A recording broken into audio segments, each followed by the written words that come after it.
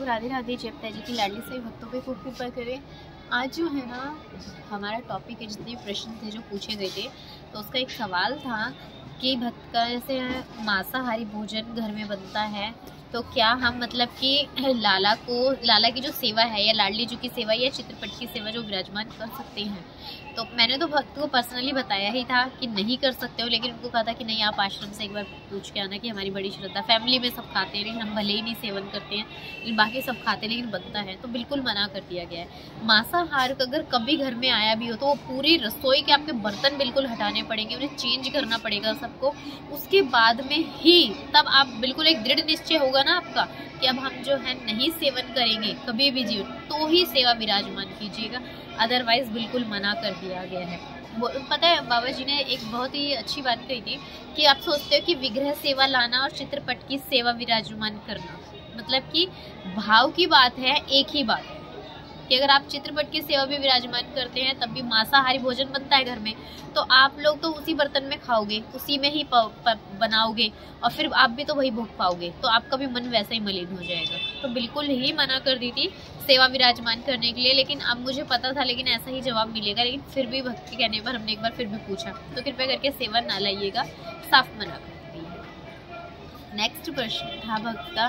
क्या मतलब कि जो बर्तन हैंगे जैसे कि हमारे जो मांसाहारी भोजन वाले होते हैं तो वो पहले उसमें भोजन पकता था लेकिन अब काफ़ी सालों से नहीं बन रहा है। अगला प्रश्न था भक्त का, तो अब क्या वो बर्तन चेंज करने, बिल्कुल चेंज करने पड़ेंगे, मांसाहारी सभी बर्तन निकालने पड़ेंगे, चाहे आपने आज से 5 साल पहले छोड़ दिया, 10 साल पहले छोड़ दिया, वो बर्तनों को हटाकर ही आपको जो है ना, चाहे भले आपके घर में लाला की सेवा हो रही है अभी इस समय पर, लेकिन बर्तन चेंज करने पड़ेंगे। बोले कि ना मन फिर वैसा ही हो जाता है, जैसा अन्न खाकर जो है ना मन वैसा ही हो जाता है, तो इसलिए जो है ना मना कर दिया गया है।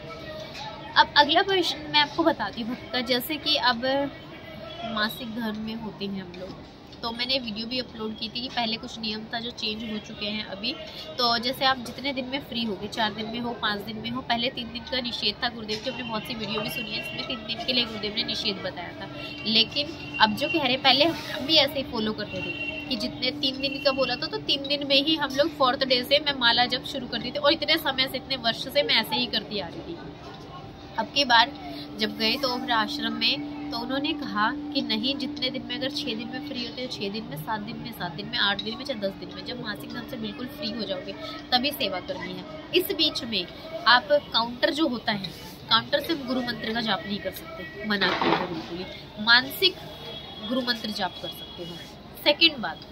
अगर आप ऐसी व्यवस्था में हो तो आप फ़ोन से वाणी पाठ कीजिए, फ़ोन से ही आप जो है ना हित 84 जी 5 ग्रंथ फ़ोन से कीजिए उस टाइम पीरियड में जब आप मासिक धर्म से होते हो तब,